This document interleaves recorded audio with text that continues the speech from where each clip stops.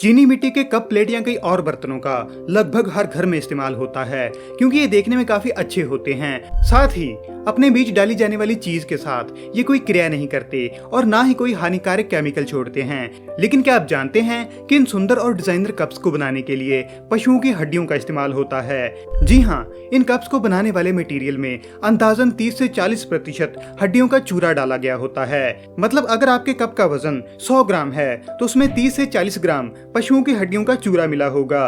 हालांकि हर एक कप में ये चूरा नहीं होता। तो आज की वीडियो में हम वो तरीका जानेंगे जिससे आप ये पता कर सकते हैं कि किस चीनी मिट्टी के बर्तन में हड्डियों का चूरा मिला है और किस में नहीं। साथ ही हम हड्डियों का चूरा इस्तेमाल करने का कारण भी जानेंगे। So hello friends, photo lovers में आपका स्वागत है। चीनी मिट्टी के बर्तनों में हड्डियों का चूरा है या नहीं, ये पता करने का सबसे आसान तरीका है उसके नीचे लिखे नाम को पढ़ना।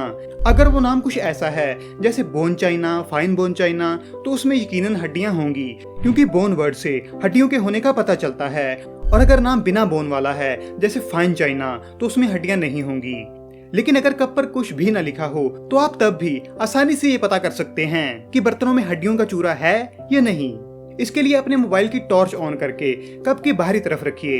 अगर उसकी लाइट अंदर दिखाई देती है तो मतलब उस कप में हड्डियां डाली गई हैं, क्योंकि ट्रांसलूसेंसी यानी कि अर्ध पारदर्शिता बोन चाइना का एक अहम फीचर है जो हड्डियों के डालने से ही आता है। लेकिन अगर बाहर से लाइट रखने पर अंदर रोशनी नहीं आती तो मतलब उस बर्तन में हड्डियों का इस्तेमाल नहीं हुआ है।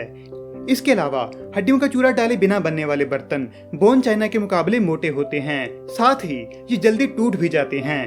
चीनी मिट्टी के बर्तनों में हड्डियों का चूरा इन्हें पतले, हल्के और मजबूत बनाने के लिए डाला जाता है। चीनी मिट्टी के साथ हड्डियों का चूरा मिलाकर बर्तन बनाने की शुरुआत इंग्लैंड से हुई थी, क्योंकि उस समय चीन में बनने वाले चीनी मिट्टी के बर्तन उम्दा क्वालिटी के होते थे, लेकिन वो बहुत महंगे भी थे, जिस कारण बहुत से लोगों ने यूरोप में इन्हें बनाने की कोशिश की।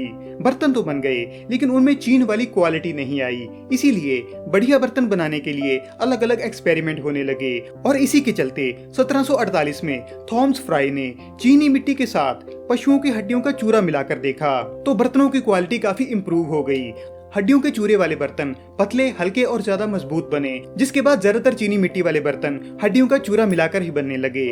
आज बाजार में बोन चाइना और फाइन चाइना दोनों तरह के बर्तन अवेलेबल हैं। अच्छी क्वालिटी के होने के कारण बोन चाइना के बर्तन महंगे होते हैं और लोग भी इन्हें ज्यादा पसंद करते हैं, लेकिन उनमें से ज्यादातर लोग इस बात से अनजान होते हैं कि इन बर्तनों की क्वालिटी और मजबूती का राज मरे हुए पशुओं की हड्डियां हैं।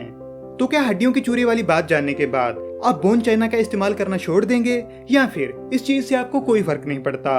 कमेंट्स में जरूर लिखें। अगर ये वीडियो आपको पसंद आई तो इसे लाइक और शेयर करने के साथ ही चैनल को सब्सक्राइब करना मत भूलें।